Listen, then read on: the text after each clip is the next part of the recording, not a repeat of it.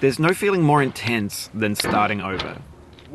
If you deleted your homework the day before it was due, as I have, or if you left your wallet at home and you have to go back after spending an hour in the commute.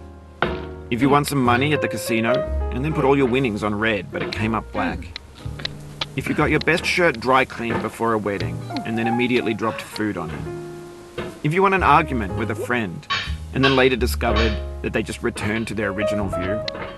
Starting over is harder than starting up. If you're not ready for that, like if you've already had a bad day, then what you're about to go through might be too much. Feel free to go away and come back. I'll be here. Alright, thanks for coming with me on this trip. I'll understand if you have to take a break at any point. Just find a safe place to stop and quit the game. Don't worry, I'll save your progress, always, even your mistakes. This game is a homage to a free game that came out in 2002 titled Sexy Hiking. The author of that game was Jazuo, a mysterious Czech designer who was known at the time as the father of B games. And B games are rough assemblages of found objects. Designers slap them together very quickly and freely, and they're often too rough and unfriendly to gain much of a following. They're built more for the joy of building them than as polished products. In a certain way, Sexy Hiking is the perfect embodiment of a B game. It's built almost entirely out of found and recycled parts, and it's one of the most unusual and unfriendly games of its time. In it, your task is simply to drag yourself up a mountain with a hammer. And that act of climbing, in the digital world or in real life, has certain essential properties that give the game its flavor. No amount of forward progress is guaranteed. Some cliffs are too sheer or too slippery, and the player is constantly, unremittingly in danger of falling and losing everything. Anyway, when you start Sexy Hiking, you're standing next to this dead tree that blocks the way to the entire rest of the game. It might take you an hour to get over that tree, and a lot of people never got past it. You prod and you poke at it, exploring the limits of your reach and your strength, trying to find a way up and over. And there's a sense of truth in that lack of compromise. Most obstacles in video game worlds are fake. You can be completely confident in your ability to get through them once you have the correct method or the correct equipment or just by spending enough time. In that sense, every pixelated obstacle in Sexy Hiking is real. The obstacles in Sexy Hiking are unyielding, and that makes the game uniquely frustrating. But I'm not sure Jazuo intended to make a frustrating game.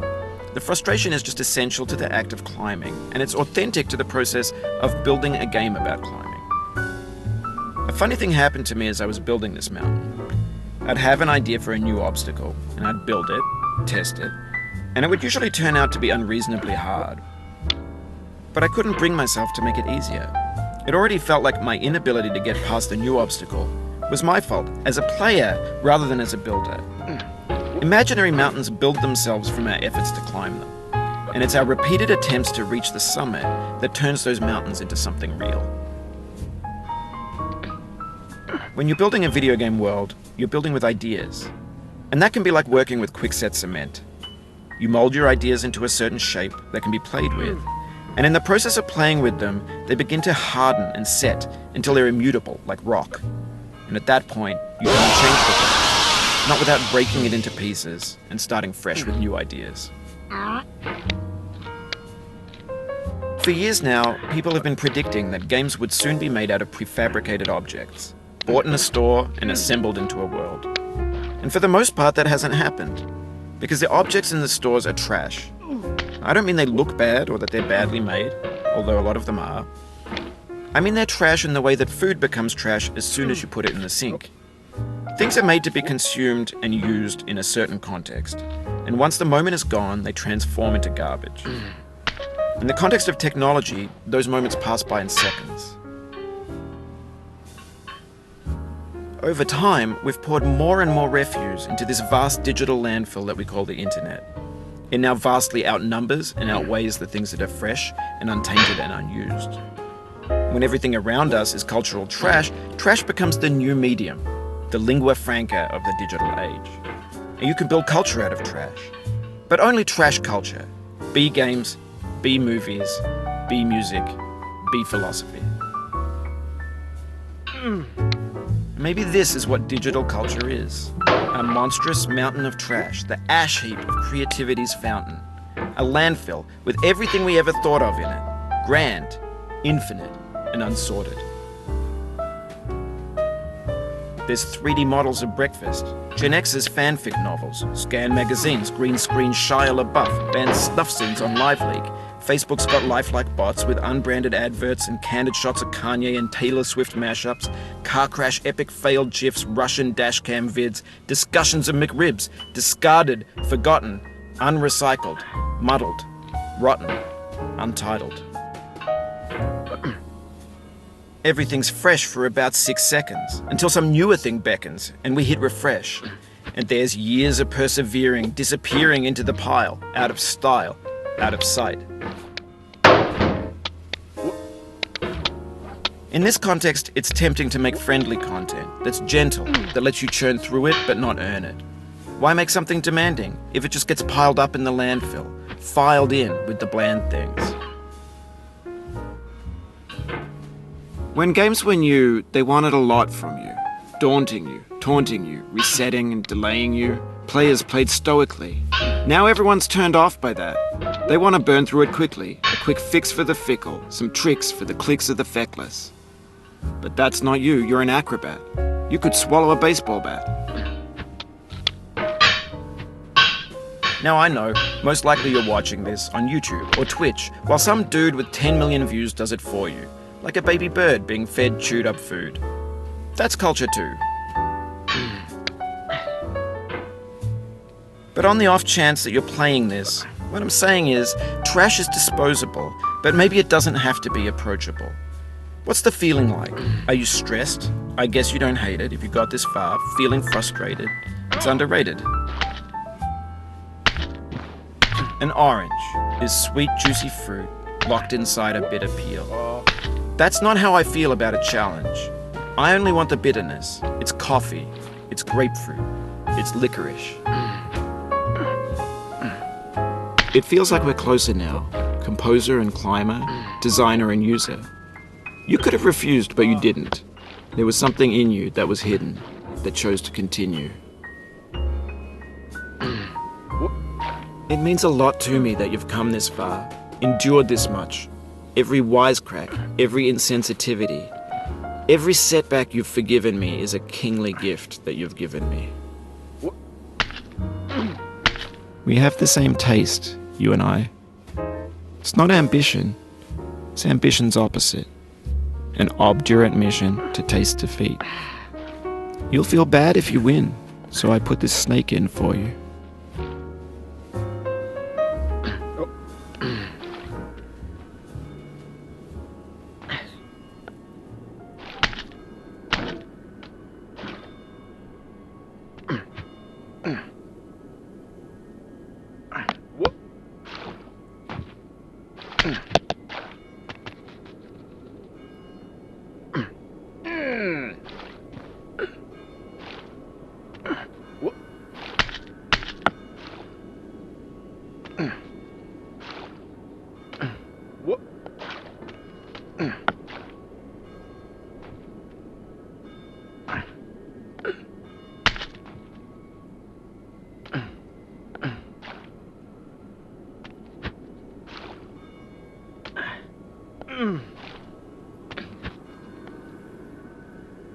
Oh no.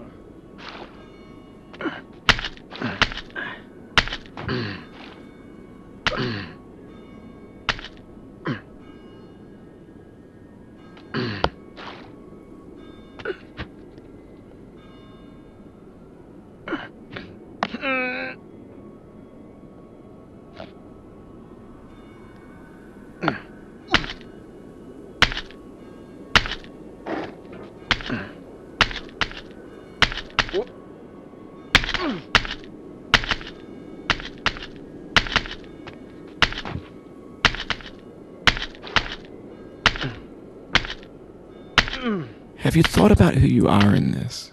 Are you the man in the pot, Diogenes? Are you his hand? Are you the top of his hammer? I think not. Where your hand moves, the hammer may not follow, nor the man, nor the man's hand.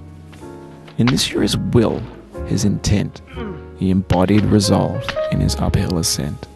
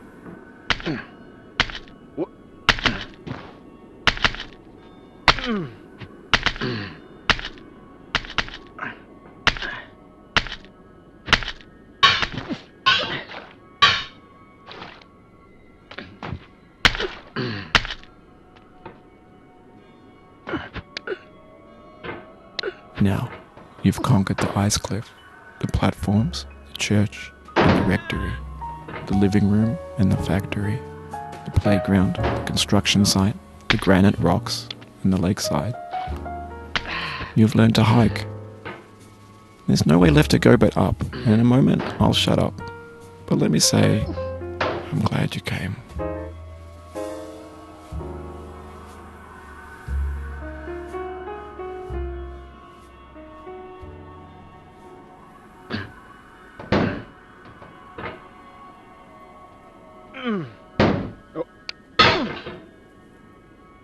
Oh, you just lost a lot of progress.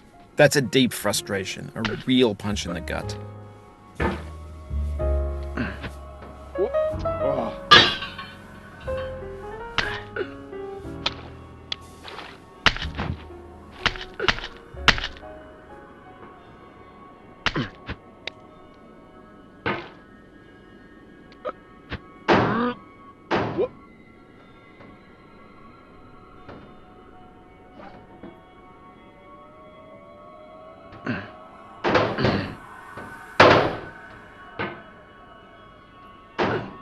No.